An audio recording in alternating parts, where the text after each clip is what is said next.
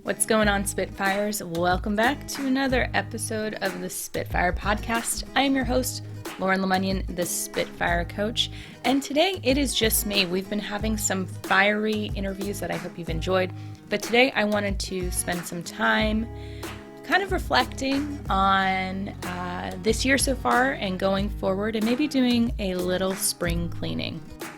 Before we get started, as a reminder, if you're not subscribed already, make sure you head on over to wherever you listen to your podcasts and subscribe to the Spitfire Podcast. Leave a review. We want to hear what you're digging, what you want to hear more of, what you're absolutely loving. We really appreciate it. So this morning I woke up like wide awake at 3 a.m. And this used to happen a lot when I had big decisions to make, when I had a lot of changes coming up. And it struck me that, this is exactly what's happening. My brain is processing new information. It is trying to make sense of things. It's trying to create a plan where there isn't information known. So as an update, I have not been very public about this. I am moving to Denver in exactly 2 months. So at the end of May, I will be moving out and restarting out west. And this is the second time that I've done this. In 2010, I moved to Houston. And in 2013, I was in Las Vegas for 2.5 years and then came back to DC. And I always knew that DC was kind of a temporary stop off. It just got extended a little longer than I expected. So I came back in 2015 after a divorce and was becoming a coach, was getting certified, was trying to make sense of what was happening, and came back to my job and what I knew and my friends that were here. And DC was always kind of a safe home base for me. And I knew, okay, I'm going to go back, but ultimately this is not where I want to be long term or forever. So it's been in the back of my mind, and honestly, I got kind of lazy with it. I didn't really have an idea about where I wanted to be, and kind of just was coasting and in a relationship and doing all those things. And then the pandemic hit, and like most people, got challenged to really think about what was most important and what made me happy. And I made some big moves and got my own place and ended that relationship, got in a new relationship, and I've been super happy. And it kind of dawned on me that, like, okay, I think I'm ready to move now.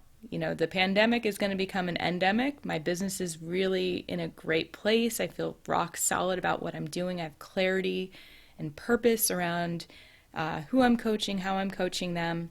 And I always said when I moved into my new place that I would give myself 6 months to kind of get settled in and to think about things before I felt like I needed to make a decision. And sure enough, the universe was like, hey, knock, knock, Denver is calling.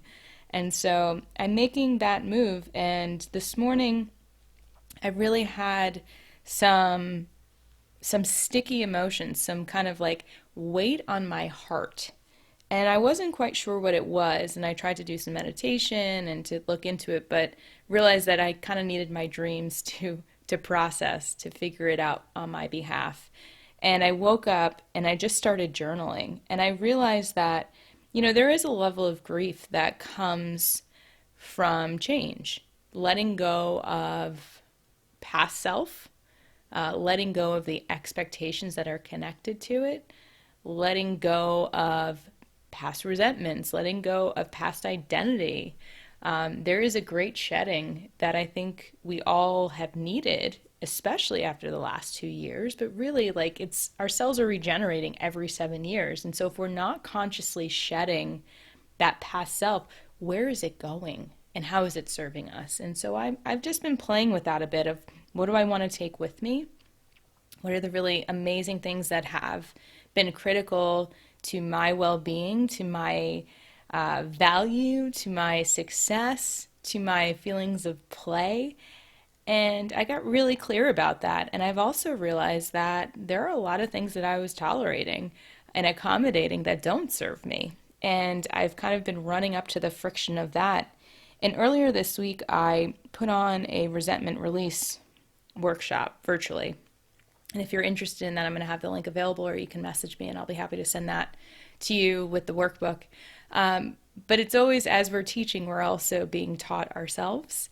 And I realized that there were a lot of things in the corners that I had been avoiding, where I had been really giving my time and energy to places and people and situations that weren't serving me. I was leaving interactions feeling really depleted, not excited, and that I had been putting a lot of energy to try to maintain the relationships. And yeah, it's a pattern. Let's be honest. We all have patterns of things that we do, but I'm being honest with you so that hopefully you can be honest with yourself. And thankfully, I had a coaching session scheduled this morning and immediately was a big snotty tear crying mess, but that's where all the growth happens. And then immediately following that, I had a call with my mentor coach where I didn't have as messy of a cry, but still was having some eye leakage issues.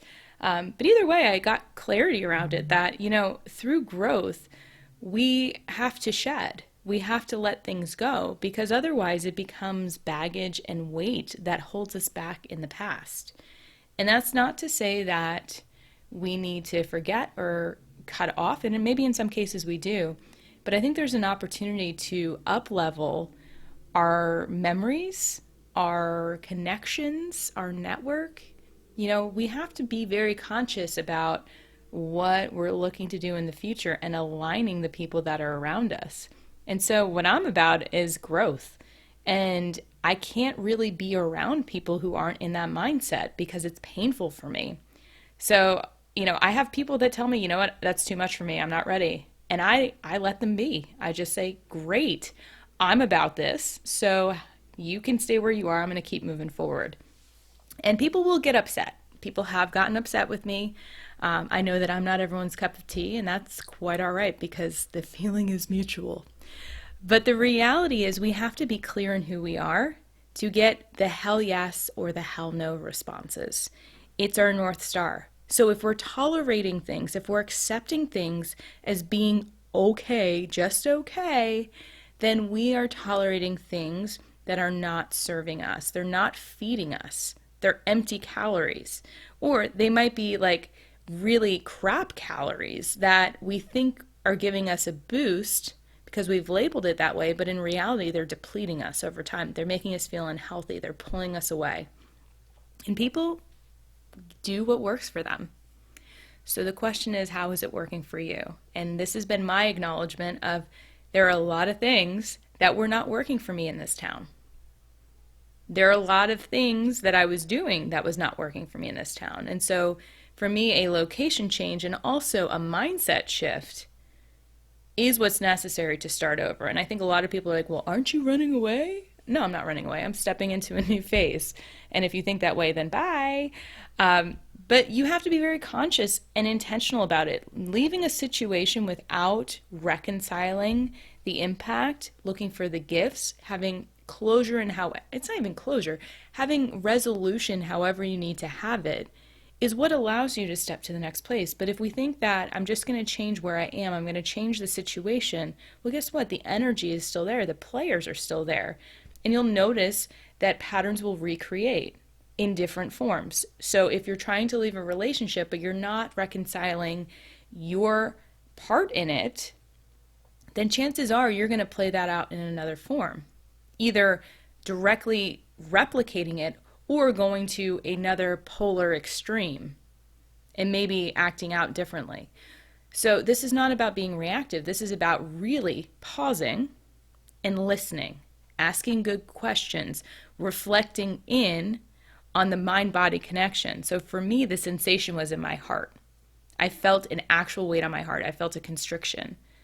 And I didn't try to make it go away. I just got curious with it and I allowed it the time through my sleep and in the morning for it to come out. And I allowed myself to be open and vulnerable with trusted sources to give me this space and capacity to process through.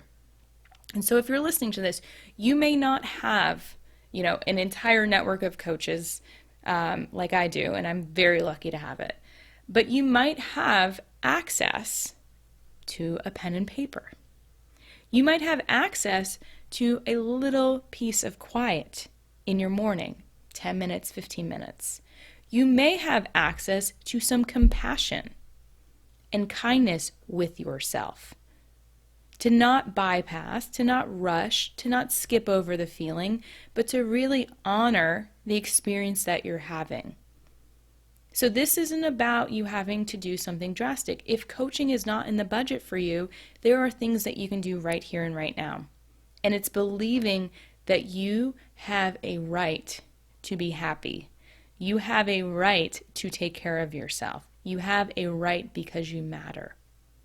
You matter because you're here, because you're alive, not because I told you. So you need to know inherently that you deserve good, amazing, awesome things. You deserve to be heard.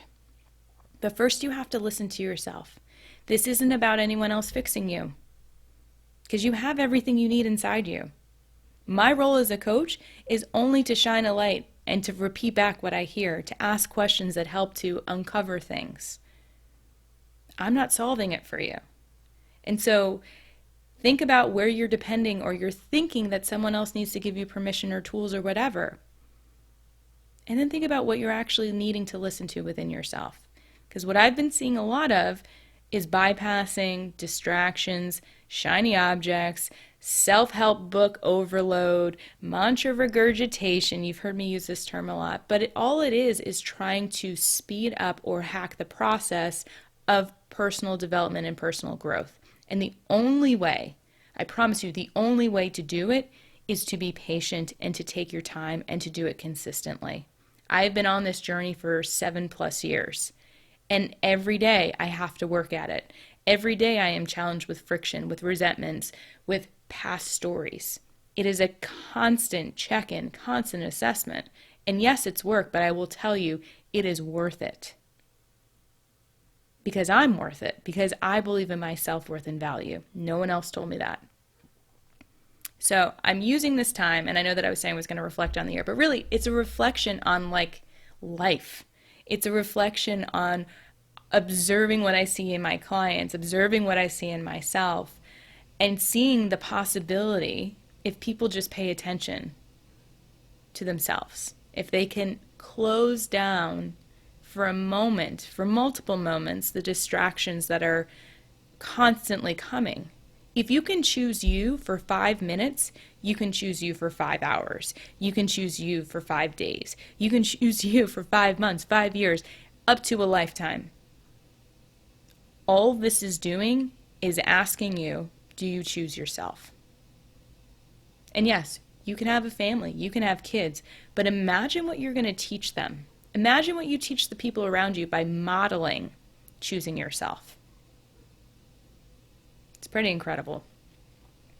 So I hope that my reflection has helped. I have some opinions about lots of things. I think I'm going to do a podcast coming up about why I think imposter syndrome is bullshit and why Simon Sinek can suck it. Yeah, I said it.